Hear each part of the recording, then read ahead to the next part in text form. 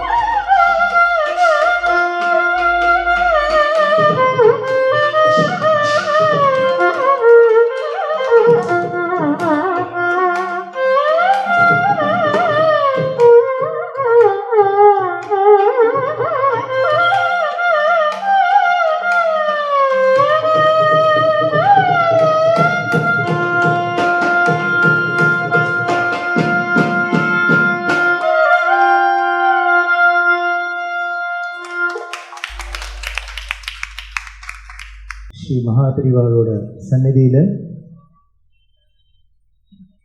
இந்த கோவில் வந்ததே பிளான் பண்ணாத தானே வந்தது தான்.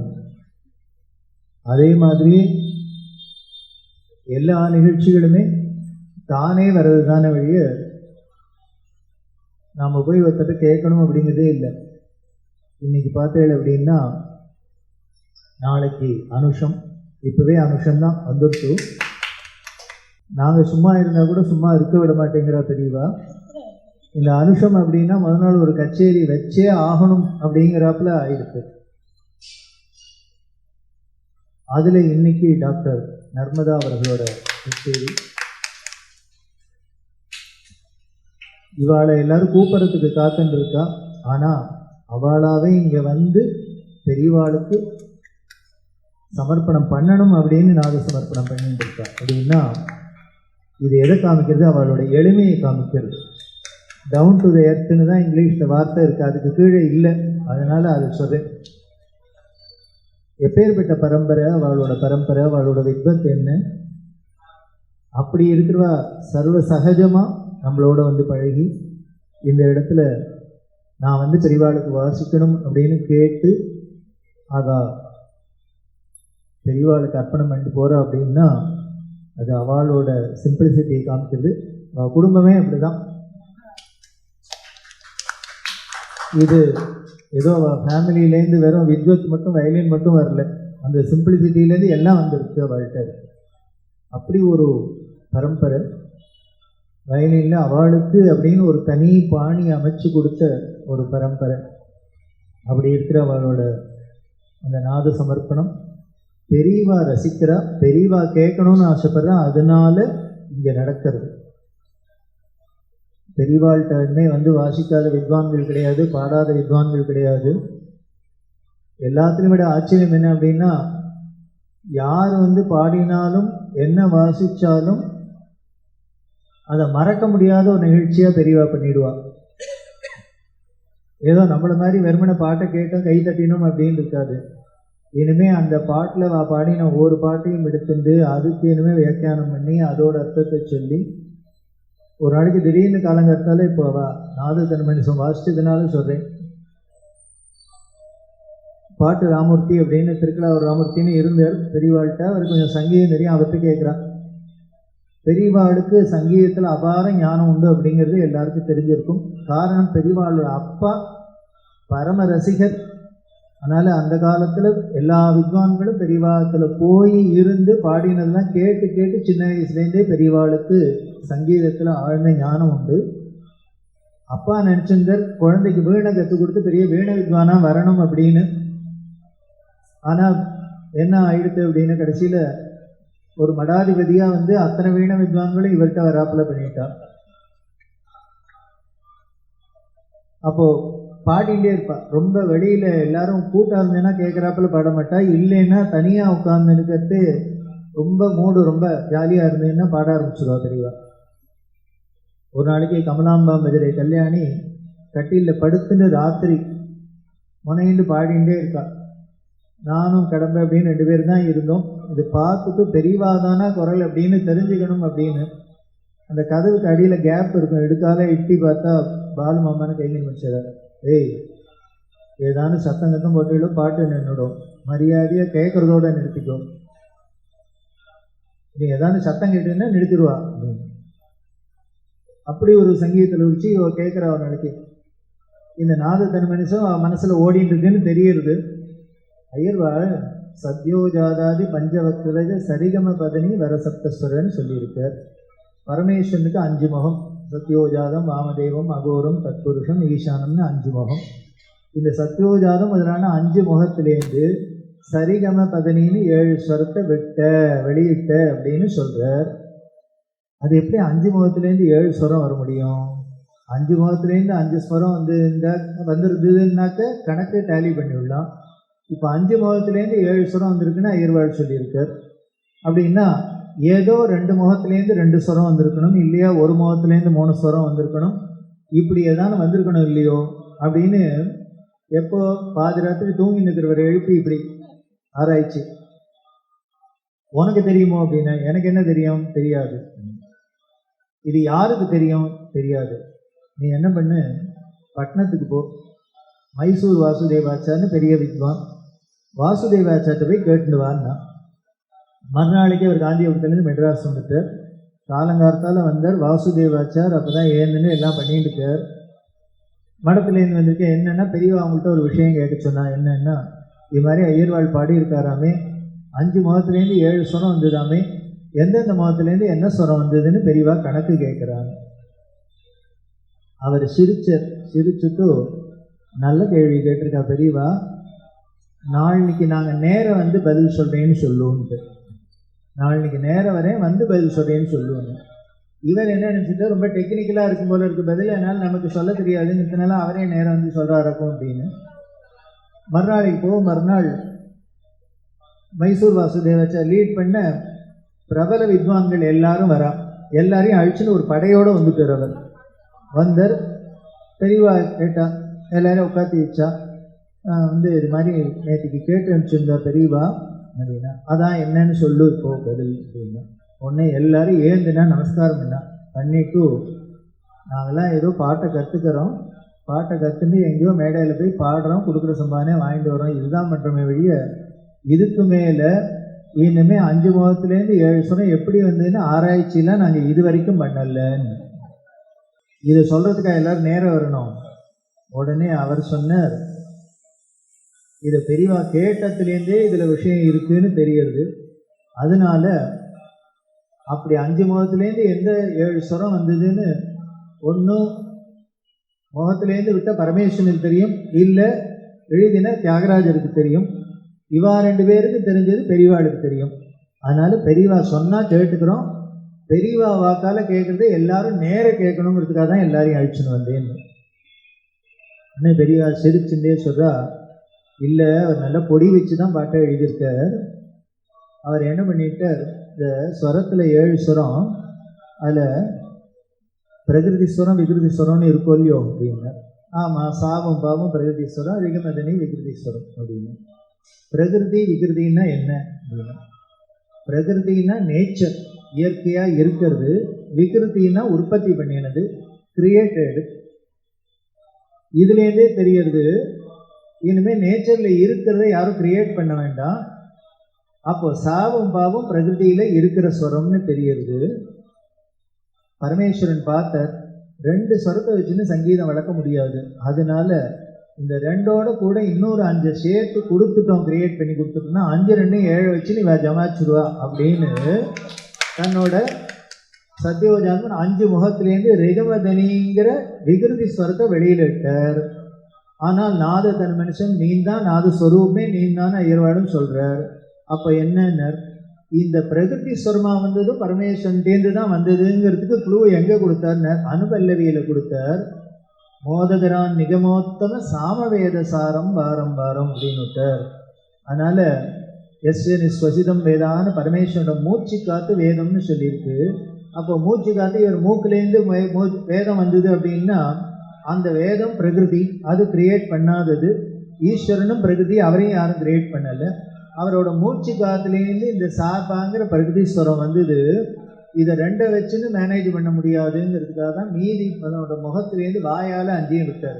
அதனால் மூக்கால் 2 விட்டார், வாயால் 5 விட்டார். 5 2 7 அவர் தான் விட்டார் மொத்தத்தில்.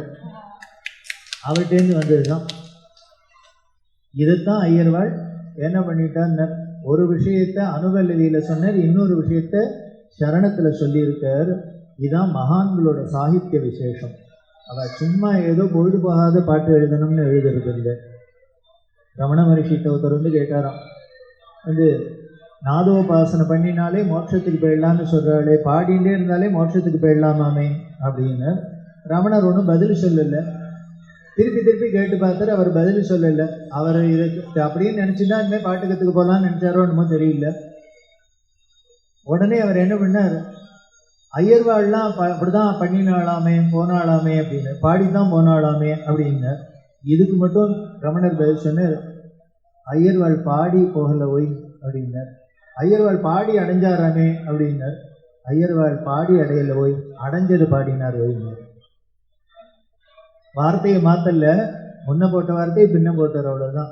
பாடி அடையல அவள்லாம் அடைஞ்சதை பாடினா அப்படின்னு அவளுக்கு சுவானுபவம் என்னவோ அதை வார்த்தைகளால் விட்டுருக்காளே வழிய யாக பிரம்மத்துக்கு என்ன ராமபக்தின்னு அவரோட சாகித்யத்தை வச்சு நான் ஸ்கேல் பண்ண முடியும்.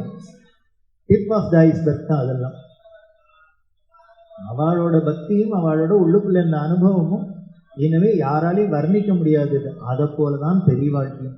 பெரியவா எப்படி சங்கீதத்தை அனுபவிச்சிருக்கா அப்படின்னா, ஏதோ யாரோ வித்வான்கள் வரா, நம்ம சன்னதியில பாடணுங்கிறா, பண்ணணுங்கிறா, அவ வித்வத்தை காமிக்க வராங்கிறத விட்டுற மாட்டா, அதை அப்படியே ரசிப்பா. அதே மாதிரி ஒரு வித்வான் தர்பார் ராகம் பாடின்னு இருக்கார். அது மடம்னாலே அங்கங்கே சத்தம் இருக்கும், அவ ஏதோ நடந்துருக்கு. சமையல் கட்டில் சண்டை நடந்துருக்கு. அதுல ஒருத்தர் ரொம்ப அதிகாரம் பண்ணிட்டு இருக்கார். உடனே பெரியவா சொல்ற, பாரு இங்கேயும் தர்பார் அங்கேயும் தர்பார்.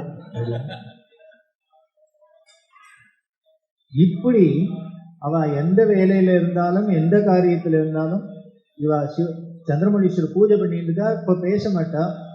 அப்போ முன்னால உட்காந்து வித்வான்கள் வரவாறு யாரோ பாடின்னு இருக்கா. சிவதீக்ஷா பரு அப்படிங்கிற சாகித்யம் பாடின்னு இருக்கார். பெரியவா அப்படி பார்த்துட்டு உடனே கொஞ்ச நேரம் அதையே பார்த்துருந்தா பூஜையை விட்டுட்டோம். அப்புறம் ஜாடையில் சொன்னா, அவர் பேட பொருள் இருக்குன்னு சொல்லு, நான் பார்க்கணும்னு சொல்லுவோம். போய் ஒருத்தர் கூட இருக்க சொன்னேன். பூஜையெல்லாம் முடிஞ்சது. எல்லாம் முடிஞ்சோடனே பெரியவா உட்காந்து அவரை கூப்பிடுன்னு வந்தா, நீ அப்போ அங்கே பாடி நீ பூஜை போதும் அந்த பாட்டை திருப்பி பாடு அப்படின்னா, உடனே அவர் சிவதீக்ஷா பரு திருப்பி பாடினார். பாடினா, இந்த பாட்டுக்கு அர்த்தம் தெரியுமா உனக்கு அப்படின்னா, இல்லை தெரியாது, அதனாலதான் நீ பாடுறன்னு.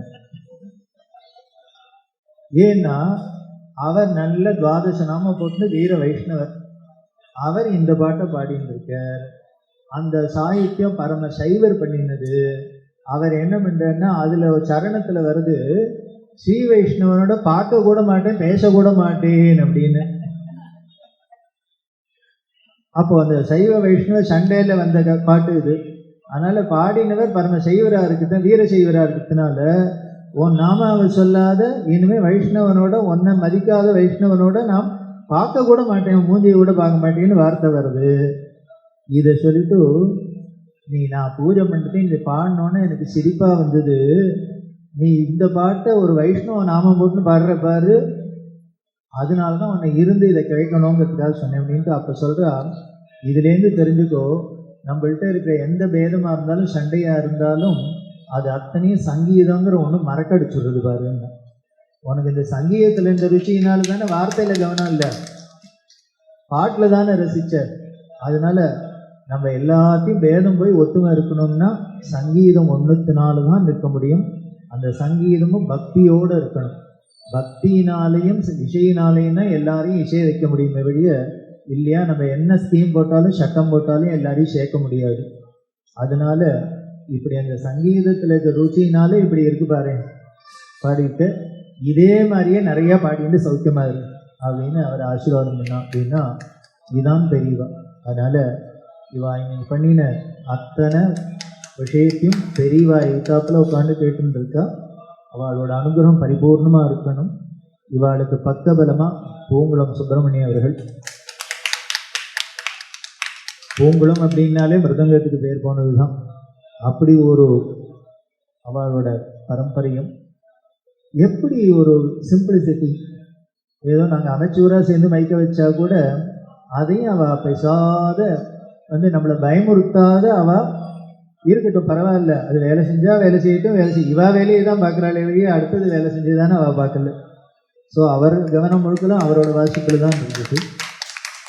அந்த ஷார்ட் அண்ட் ஸ்வீட் அப்படின்பா, ஒரு 1.5 மணி நேரத்துக்குள்ள என்ன ஒரு எசன்ஸ் அப்படியே புழிஞ்சு 2 பேருமா கொடுத்துருக்கா. காரணம் பெரியவா பிரசாதம். பெரியவா சன்னதியில் எல்லாம் இப்படி தான் ஆனந்தமாக இருக்குன்னு சொல்லி அவளுக்கு என்ன கைமாறு பண்ணுறதுன்னு தெரியல.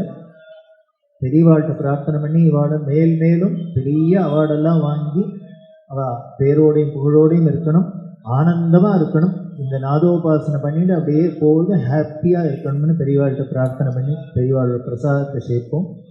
இங்கே இந்த நிகழ்ச்சி நடக்கிறதுக்கு முக்கிய காரணமாக இருந்தவர் எங்கள் தூர்தர்ஷன் கணேசன் அவர்கள். அவர் தூர்தர்ஷனில் ஏதோ வேலை மட்டும் பார்க்கல, அவர் நிறையா நல்ல வேலையும் பார்த்துருக்கார். அவர் தான் வந்து சொன்னார், நர்மதா அம்மா கேட்குறா வரணும். நான் சொன்னேன் இன்னும் 2-3 பேரே என்கிட்ட வந்து சொன்னா, இருந்தாலும் அவளெல்லாம் கூப்பிட்டு அதுக்கு ஏற்றாப்புல நம்மளால சமாளிக்க முடியுமா அப்படிங்கிறதுக்காக தான் நான் யோஜனை பண்ணிட்டு இருக்கேன் அப்படின்னு சொன்னேன். இல்லை அவள் வரணும், ரொம்ப ஆசைப்படுறா வரணும். சரி அப்போ அனுஷத்தன்னைக்கு அதான் சொன்னேன், அனுஷத்தன்னைக்கு நம்ம ஒன்றும் வைக்க வேண்டாம்னாலும் வைக்கிறாப்புல ஆகிறது. இதுதான் தெளிவா சங்கல்பம்னு தெரியுது. அவளுக்கு நன்றி.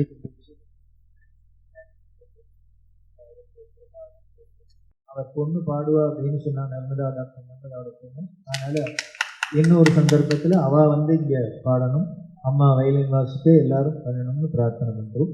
அவளுக்கு நன்றி தெரியவா.